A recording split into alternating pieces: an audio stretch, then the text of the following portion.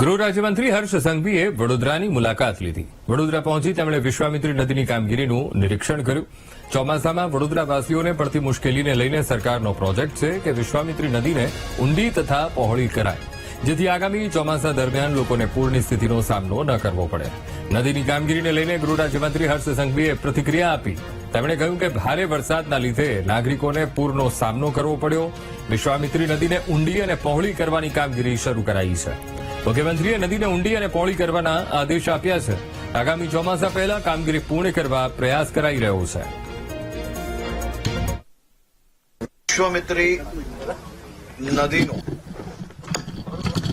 પ્રોજેક્ટને તાત્કાલિક કઈ રીતે શરૂ કરાય તે માટે મુખ્યમંત્રી શ્રી જોડે ચર્ચા કરવામાં આવી હતી.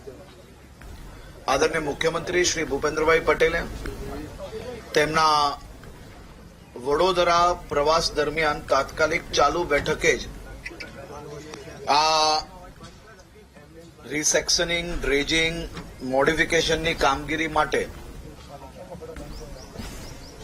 બેઠકમાં જ ચૂંટાયેલા સૌ પ્રતિનિધિઓને આશ્વસ્ત કરવામાં આવ્યા અને માત્ર 24 કલાકમાં આ બાબતે કામગીરી ચાલુ કરવા માટે લેખિતમાં રાજ્ય સરકાર દ્વારા નિર્દેશ આપવામાં આવ્યો.